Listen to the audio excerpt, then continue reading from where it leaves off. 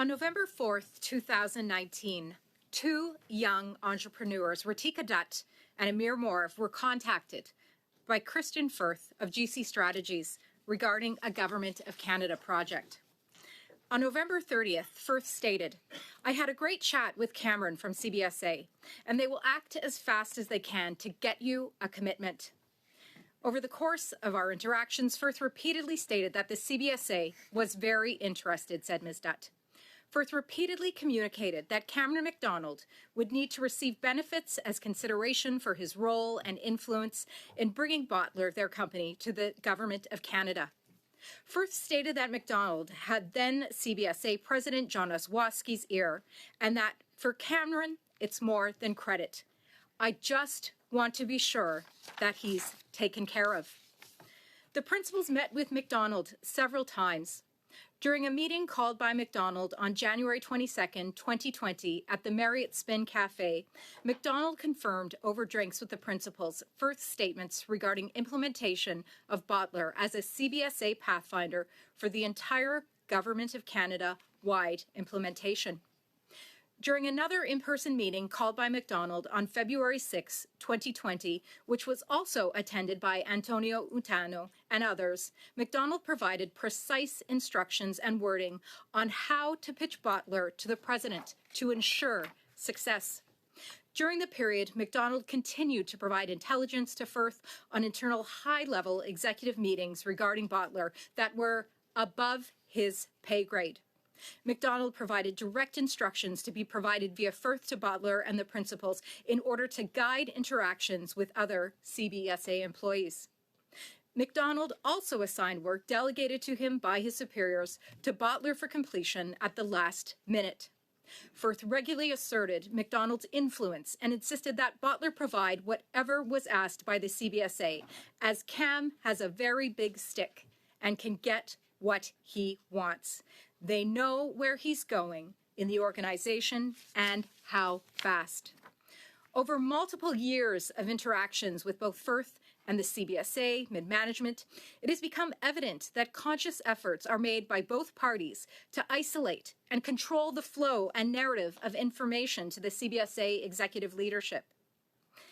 In this instance, the leadership is defined as the agency's president, vice president, and C-level executives. As early as November 2019, while Firth was actively communicating messages from MacDonald to Bottler, as discussed earlier, Firth stated that the Vice President, Doan, doesn't know that we've been communicating back and forth with Cameron. Firth, on behalf of MacDonald, intervened on multiple occasions when Duff communicated important information with Oswoski that was targeted at the ministerial and deputy ministerial levels. Imagine that you are a young entrepreneur. You've been promised by your contact that the sky is the limit.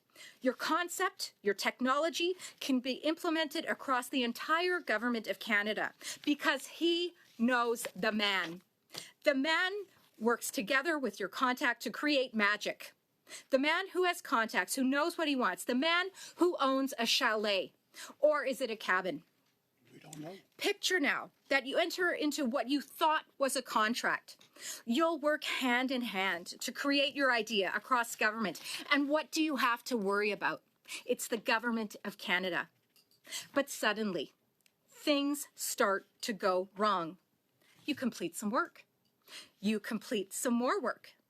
But you don't get paid. So you inquire. You do a little digging, and you're concerned by what you find. So what do?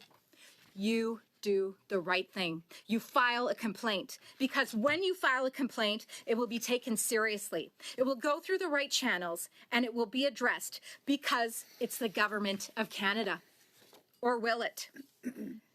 So, Mr. Tanu, what did you do when you received the first misconduct report? Thank you for the question. Mr. Chair, the email from Ms. Dutt on September 27th was not a report, but rather an email. And it raised two issues, as I indicated in my opening statement. One was a delayed payment matter, and the other one was a concern about Bottler's relationship with their partnership between GCS, Dalian Craddox, and Bottler AI. Nothing more. There were no allegations. I've actually provided the email in this package for reference. In fact, I was aware of the email when it first came in and knew that my team was addressing it. And within 24 hours, we successfully resolved the issues. So much so that Ms. Dutt sent a follow-up email, which I also included in this package the next day, expressing her gratitude. And given the nature of the email and the prompt resolution, it wasn't necessary to forward it to my superiors or Ms. Gorman. Then why, Mr. Utano, is Ms. Dutt saying otherwise now, that this was the first instance of her submitting that misconduct report in September of 2021, which apparently you turned a blind eye to?